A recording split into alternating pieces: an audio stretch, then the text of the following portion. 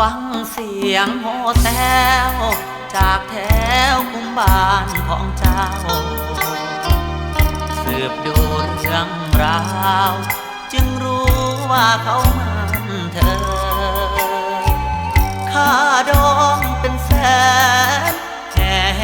นมาวางเสนอที่ฟังแล้วซึ้งจนเธอไม่คาดว่าเธอจะยอมรับมันรักพี่เลยเฝ้าหยิบเหล้าขาวมาเทลงแก้วหมดทางเสียแล้วความรักที่รอมานานต้องกลืนเหล้าขาวให้ความเมา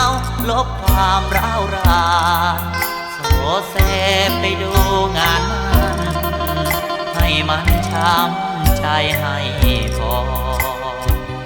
ยืนข้างเล้าไก่มองไปบนเรือน้องมันไอ้หนุ่มคนนั้นสวมแหวนงานให้เธอแล้วน้องเขาวางสินสอดที่ต้องหยอดเหล้าขาวลงคอให้ฤทธิ์แอนก็สยบความท้อแทนการร้องไห้เสียงห้องแซวแซวมันกันแล้วชื่นใจนอเจ้าเตรียมเป็นเจ้าสาวให้เจ้าบ่าวเขาคลอชื่นใจที่กอดเหล้าขาวแต่เขากอดเธอแนบกายยืนซึมที่ข้างเหล้าไก่หมดความหมายได้เพียงความเมา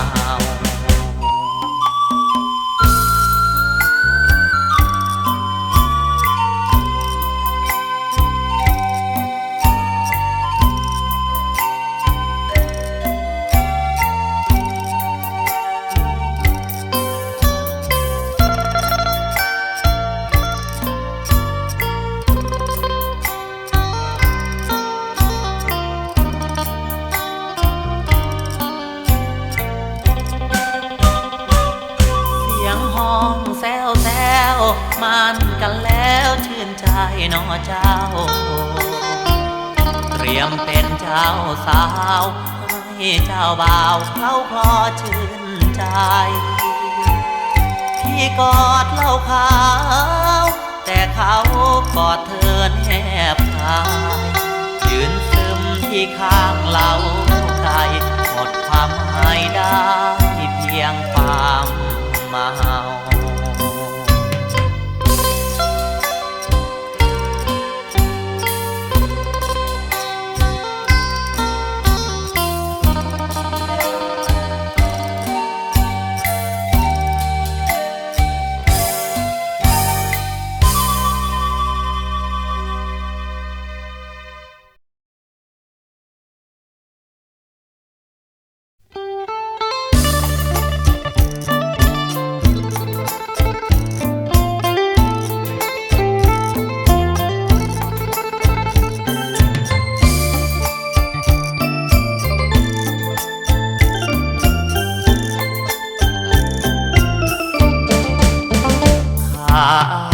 ให้มันตายซ้ำซากดีกว่าจะมาเอ่ยคำว่าลาก่อนหัวจิตหัวใจบ่แม่นเส้นได้เด้อบางอ่อนจะมาตัดรอนตอนใดก็แล้วแต่แม่นแล้วเจ้ามีทางเลือกหลายถ้าจะเลิกใครจะอยู่หรือไปใจไม่แค่มีคนติดต่ออ้ายต่ำเป็นต่อเจ้าเลยงอแงสาบานหักแท้เจ้าบอกแค่เลยน้อนาบ่เป็นยังหากว่าน้องจะไปคนคืออ้ายบ่มีปัญญาขัดขวางเพียงแต่รอให้อ้ายตายก่อนได้บ่น้อนางบ่อยากผิดหวังอ้ายบ่อยากฟังคำเจ้าเอ่ยลาข้าอ้ายให้มันตายซ้ำทีถ้าหากคนดี ใจ จะพาเขาเข้ามาถ้าหมดเยื่อใยจะหลีกทางไปอายบอกเคยว่าขอความเมตตาขายให้ตายซะก่อ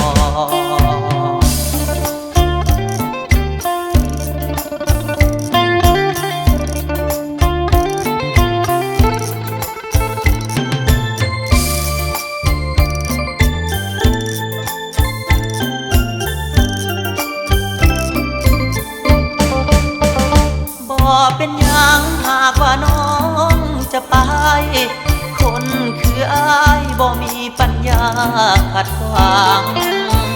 เพียงแต่รอให้อายตายก่อนได้บ่น้อนางบ่อยากผิดหวังอายบ่อยากฟังคำเจ้าเอ่ยลาข้าอายให้มันตายซ้ำทีถ้าหากคนดีจะพาเขาเข้ามาถ้าหมดเยื่อใยจะหลีกทางไปอายบอกเคยว่าขอความเมตตาขายให้ตายซะก่อน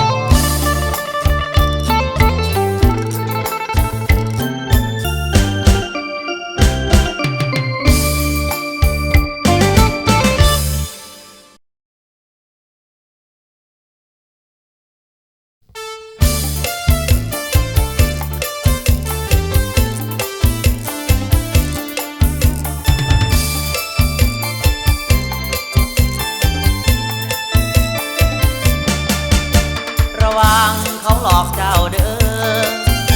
ระวังเขาหลอกเจ้าเด้ออย่าเผลอลืมคำอ้ายบอกลืมใจยอมให้เขาหยอกระวังเขาหลอกเจ้าเด้อระวังเขาหลอกเจ้าเด้อผู้จักเขาดีแล้วบ่เห็นบ่หล่ออย่าเฝ้างมงายเขาซื้อเสื้อผ้ามาแจกเขาแบกของฝากมาให้บ่ฮู้ว่าคนบ้านไกลเบื้องหลังเขาเป็นจังใดเจ้ากะเลอใจลอยไปกับเขาระวังเขาหลอกเจ้าเด้อระวังเขาหลอกเจ้าเด้ออย่าเผลอลืมคำอ้ายบอกลืมใจยอมให้เขาหยอก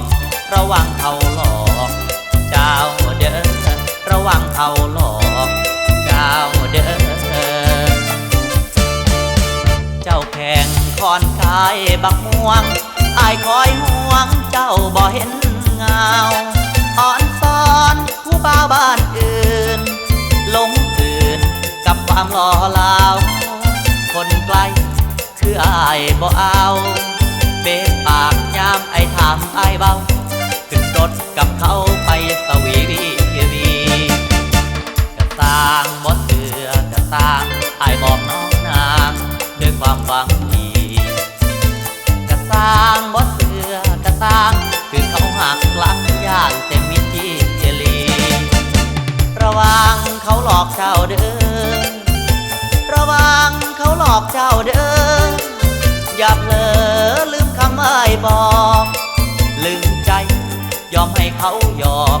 ระวังเขาหลอกเจ้าเด้อระวังเขาหลอกเจ้าเด้อ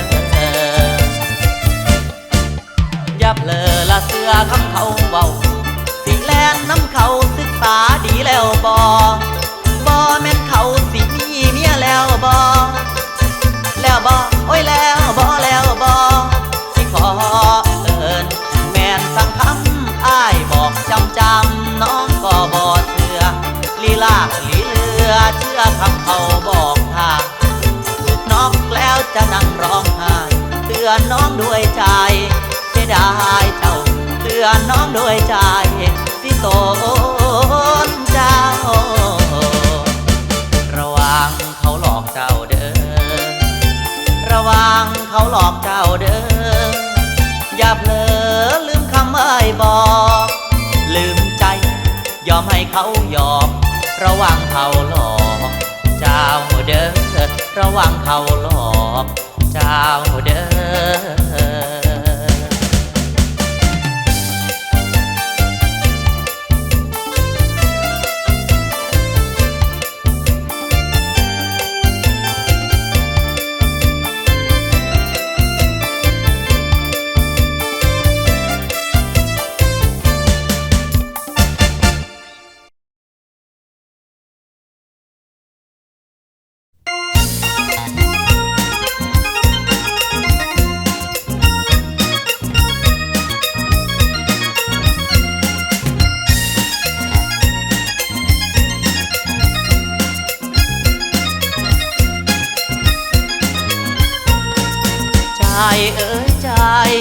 ไกลจำได้ไหมน้องลืมทุ่งคลองกองฟางหรือยังน้องลาเจ้าจำได้ไหมสมัยเจ้าเคยอยู่นาลืมคำที่เคยพูดว่าหักอายเท่าฟ้าหรือยังลืมหรือยังอดีตรางรักเก่าเราสองซุ้มฟางกองประคองน้องมาเคียงข้างท่ามกลางลมหนาวยินเสียงสนูว่าวดังวันนี้เจ้าไปบางอายสองทางบ่มีเจ้ามาแม่นว่าเอาเด้อเจอคนไกลไปทางใดนออุ่นไปหากินข้าวปุ้นไปหากินข้าวปุ้นเอาบุญบ้านของไผปากันได้ไปใหญ่เลยนอคือบ่งอขึ้นมาทงหน้าเลยเจ้าลืมคำเบาแต่ข้าวหัวลงไว้เขาดอกห้วยแต่กี้เจ้าลืมที่ผู้สาวจะลืมที่ผู้สาว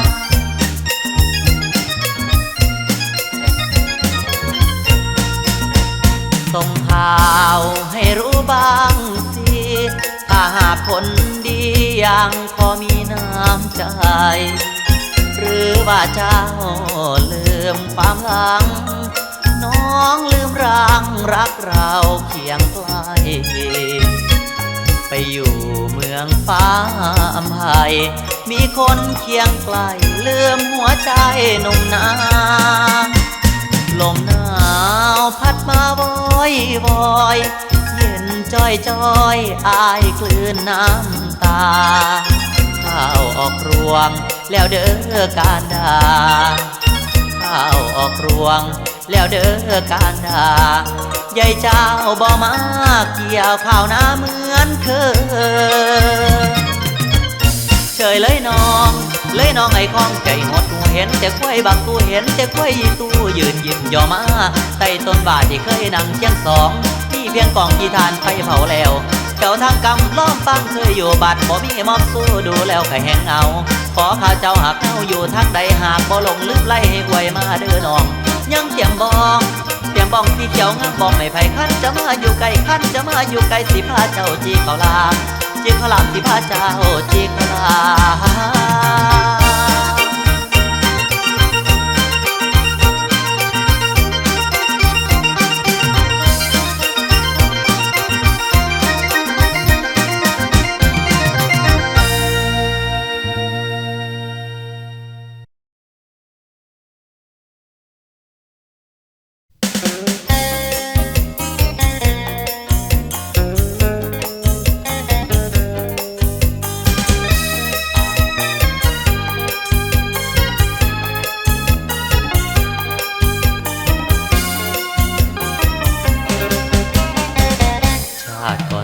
เราคงไปยันเขาคนมีเจ้าของชาตินี้นั่งมองเจ้าของเขาแห่งคืนแล้วพร้อมแบ่งชีวิตลิขิตเปลี่ยนใจเปลี่ยนแนวที่พายเขาแล้วสิ่งที่เหลือคือความเสียใจช่างเถอะเป็นกรรมเก่ายอมให้เขาทั้งที่มีเยื่อใยไม่ปลงอาจเสียคนไปหักใจไม่ไหวต้องนอนตารางเหลือแห้งสางฝั่งท้ายบังทอความมากหลายกระดอเหลือที่บอนที่จ่าปากกวงหรือเปรียบไต้ขุนเขาเอามาสามาเสียงตั้งเต็งบ่เพียงใดหยุดเสียใจหยุดไม่ได้ที่มีเลิกลารักแก้วตาใหญ่กว่าดินฟ้าเหลือที่บรรยายอย่างหนึ่งใจเราคิดอยากให้เขาฆ่าเราให้ตายเราโชคร้ายให้มันร้ายไปหมดทุกทางก่อนนั้นไม่น่าให้ความหวังเมื่อไม่สมหวังหมดสิทธิ์แค่เพียงครึ่งทางชะตาชีวิตลิขิตเห็นเพียงลางความอาจหาง เห็นแล้วเหมือนแก้วมีรอยคนบุญน้อยเพียงค่อยเขายามฐานะจนอีกซ้ำกำตั้งแต่ก่อนมาลงคิดผิดคิดอยากเดียวเบิ่งป่าเลยเสียท่าบ่สมปองหันมามองดูดินกลิ่นโคลนคือข้าววิงวอนว่ากราบลงขออธิษฐาน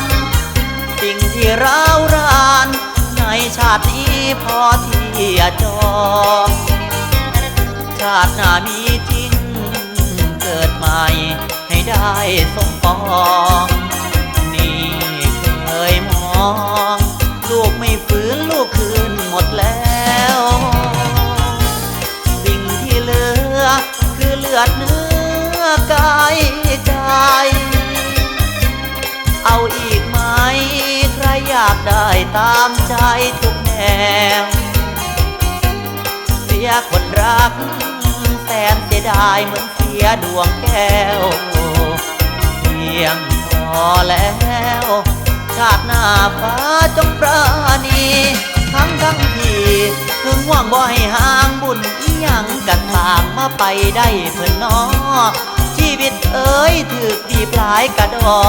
หลายเทื่อบ่ทนนำถือว่ากำลังหลังดังที่มีโนเวนต่อ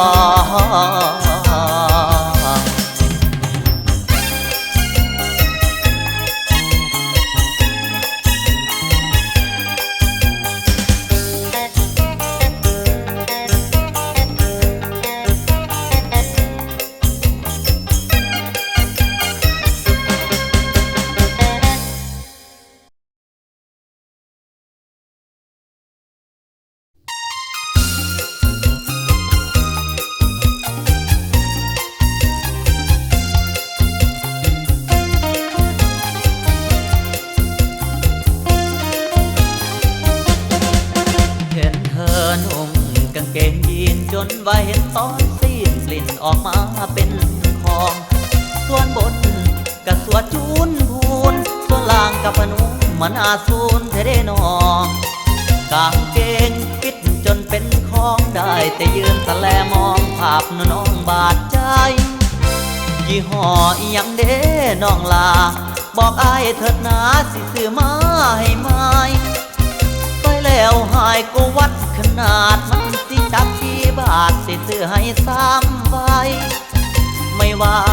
จะดูมุมไหนแค่นึกเอาที่ใจก็รู้ได้ตลอดสวง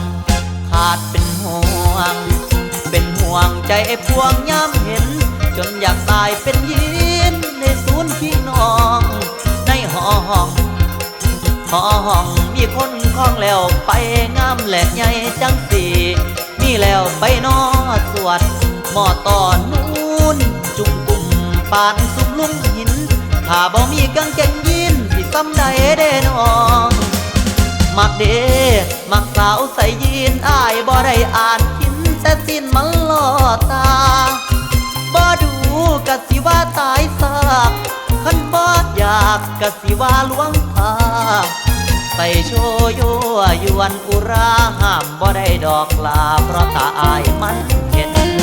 เป็นกุ้งเต้นตาแดงตาฟ้ากะบ่ยานดอกลาสมาทานใส่ชายย้ำโยกย้ายละเบียดแป้งเห็นชัดใจมันขัดในส่วงจนพวงหักน้ำนองอยากได้เด้อยากได้นอนในห้องไว้ในห้องเป็นแฟนรวมบอนอยากสุนเนื้ออ่อนตอนลมไหลดื่มกินยีนถอดแล้วคนงามดังจันท่างามจนปังในสาฮักสาวใส่ยีนเด้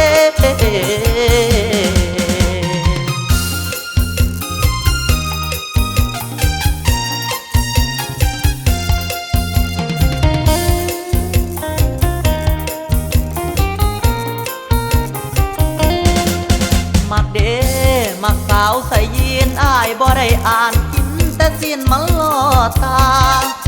บ่ดูกะสิว่าตายซากคันบ่อยากกะสิว่าลวงตาใส่โชโย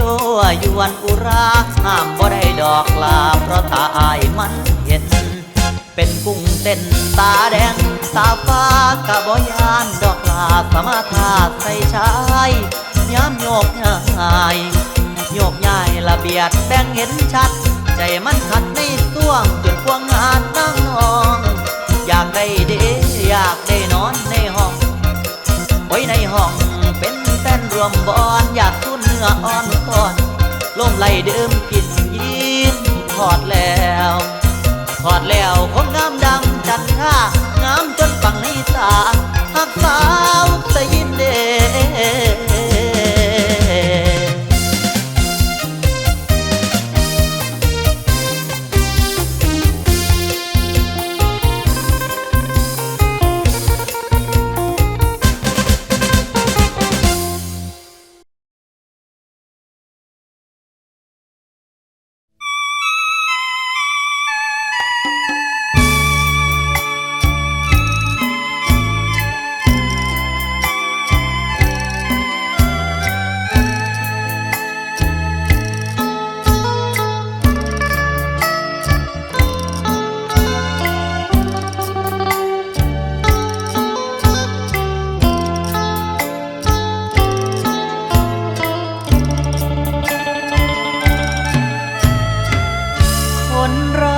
หวังแต่งเขาแย่งไปครองหัวใจมันมองขาดทองมามันเห็นเขาเคียงคู่ดูยิ่งช้ำชีวันเจ้ามาเปลี่ยนพันทิ้งฉันนี้ให้คืนคมไม่ทานตั้งหลักผลักนิดก็เซหัวใจรวนเรเหมือนสายเปลต้องลงจนเริ่มรักเก่านอนเศร้าหัวใจระบมที่สุดตรอมตมระทมหัวใจอีกนานไม่กี่วันท่าทีนั้นยังแนบแน่นพี่คือแฟนคนเก่าที่เจ้าต้องการแต่วันนี้คนดีไม่เหมือนวันวานเจ้าลืมคำหวานเมื่อมีคนใหม่เข้ามาแฟนเราเขาเปลี่ยนจากเราไปแล้วจนไร้วี่แววซึ้งแล้วน้ำใจกันดาพอรู้สึกตัวทุนหัวจะเข้าวิวาที่หมดราคาเหลือเพียงน้ำตาไหล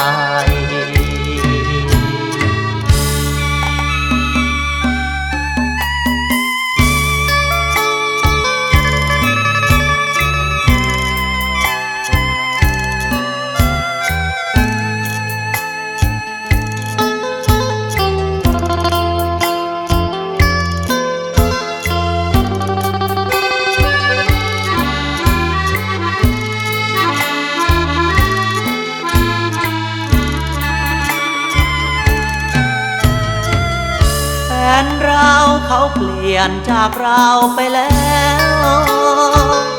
จนไร้วี่แววซึ้งแล้วน้ำใจกันดา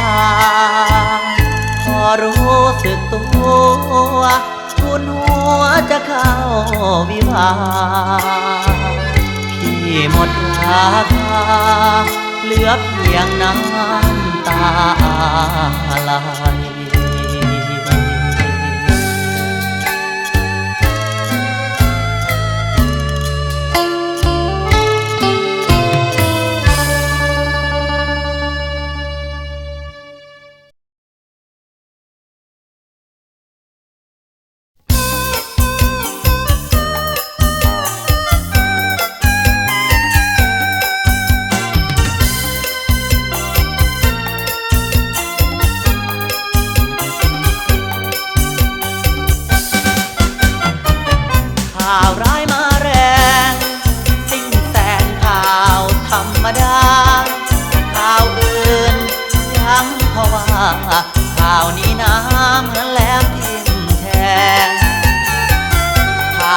รักไกลมาใหม่ตกใจอย่างแรงสิ่งระแวงคิดมากไม่อยากจะเจอไม่อยากฟังแต่แล้วเราก็ได้ฟังสะกดเรานางยังไงเป็นใจเบลอเบลอสุดที่รักหมดโอกาสจะได้จะเจอบัดเชิญเธอฉันฝืนยิ้มแต่มีน้ำตาถ้าใจตั้งตนเองบ่ได้ง่ายอายผู้ทรงการให้ป่านนั้นกระทาะกันแสนสิกันก็ไหลสู่ภายในบังคับใจตัวเองที่จะมีรอยยิ้มสองริมสีปากระริมระรัวปวดเสียนเวียนหัวตามัวมืดหน้าตาลายตอนนั้นฉันยอมรับอย่างลูกผู้ชายรูปข่าวร้ายไม้มือสั่นเพราะความเสียใจคนสงการฟ้าวันแต่งจะไป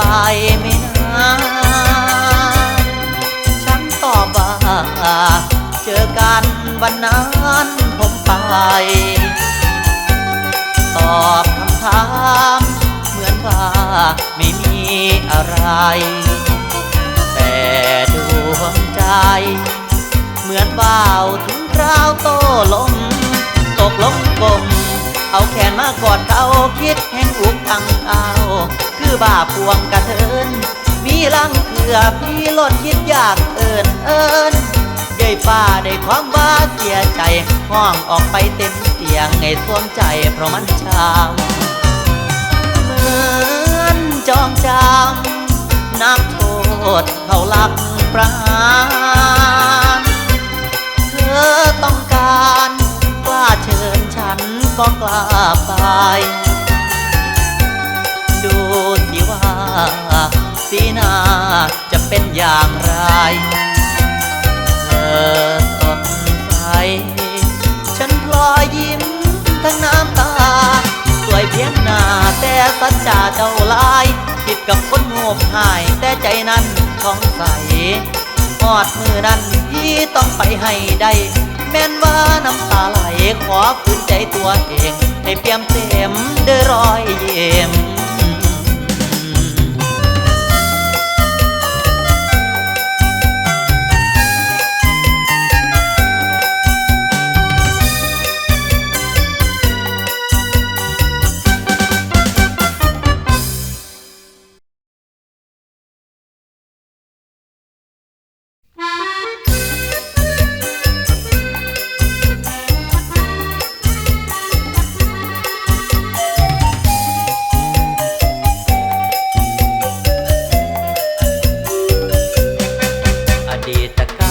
มันผ่านไปแล้วถ้าเป็นเหมือนแก้วแตกแล้วจนรุน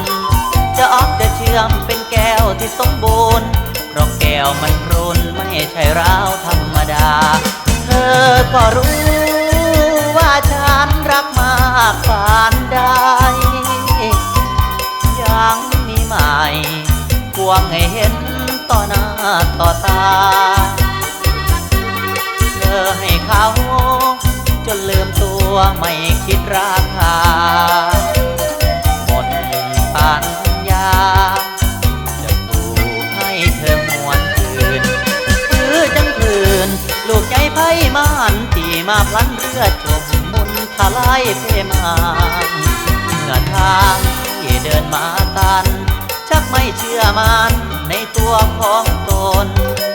บอกได้ว่าหมดทางแก้ไขนั่งตรอมใจสู้กับความหมนจนพันไม่อยู่กับร่างกับตนยามเสียคนถูกลงมองลงแม้แต่นอนหลับอย่างฝันร้ายสมองผู้พายคิดไปต่างๆนานาบางทีกินเหล้าประ ประชดชีวาเคยคิดทางตัวเองมาแล้วก็มีคิดทันเนื้อเรื่องฝานกล้วยโบมย่างไปใส่กับกลมชาวบ้านพยันบัดนี้นั้นมาถามข่าวเจ้าเข็นอย่าได้เห็นกันเลยบ่ตายก็บุญแล้วบีแววหัวใจเคยเหงาเดี๋ยวนี้ทุเลาลงแล้วไม่ตายใจเก่าถ้าเจอไฟเผาพลานไม่นานต้องกระสับกระส่ายเธอนินทาเหยียดยามฉันมากมายใจร้ายอย่าเจอกันเลยเป็นกาขออยู่อย่างกาอย่างนี้พอกันทีเท่านี้ก็พอแล้วคิดว่าพระจากกันไม่พบไม่เคยอย่ามองเลยชายคนนี้คนที่จนความทุกข์หล่นที่ฝนผ่านจนเลยตายอย่าได้หมายมาลวงอีกเทื่อสองที่พอแล้ว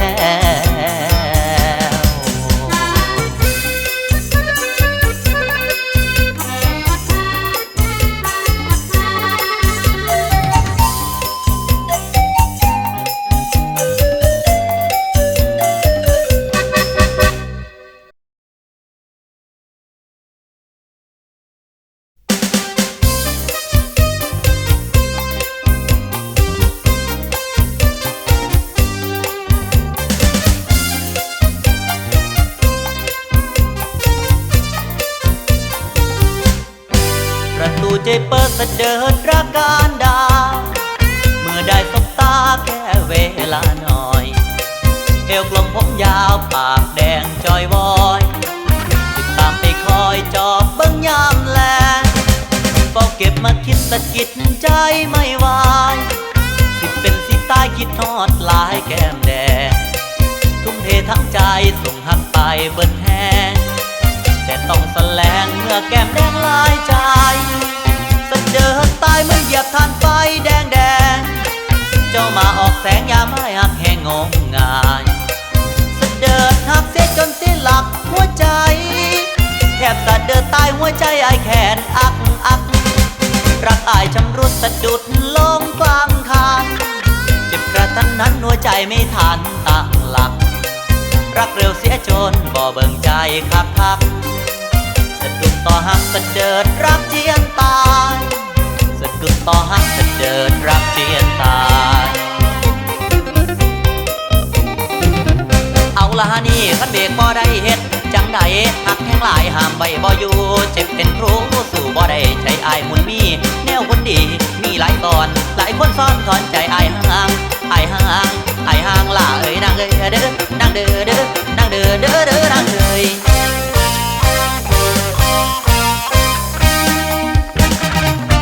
แก้มเปิดเจอคักแล้วย้อมแพ้ยกทงลงแววตาว่าไม่เพิ่นหักเฮาลงใจเอาว่าเป็นเขาหักโตข่าวมาอปาติโตก็หูสึกโตก็ต้องมานอนโศกาพอหูสึกโตก็ต้องมานอนโศกาเดินตายเหมือนเหยียบทานไฟแดงเจ้ามาออกแสงยามให้หักแห่งงมงายเสด็จหักเสียจนเสียหลักหัวใจแทบเสด็จตายหัวใจไอแขนอักรักอายชำรุดสะดุดลงกลางคานเจ็บกระทันนั้นหัวใจไม่ทันตั้งหลักรักเร็วเสียจนบ่เบิ่งใจคักสะดุดต่อหักสะเดิดรักเจียนตายสะดุดต่อหักสะเดิดรักเจียนตายเอาละนี่คันเบรกบ่ได้เฮ็ดจังใดหักแห้งหลายห้ามไว้บ่อยู่เจ็บเป็นครูสู่บ่ได้ใจอายมุนมีแนวคนดีมีหลายตอนหลายคนซ้อนถอนใจอายห่างล่าเอ้ยนางเอ้ยเด้อนางเด้อเด้อนางเด้อเด้อนางเอ้ย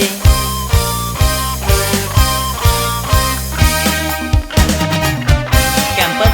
เจอคักแล้วย้อมแพ้ยกทงลงแววตาว่าเป็นเพิ่นหักเฮาลงใจเอาว่าเป็นเขาหักโตเอามาอปาติโตก็หูสึกโต ตกก็ต้องมานอนโศกาพอหูสึกตกก็ต้องมานอนโศ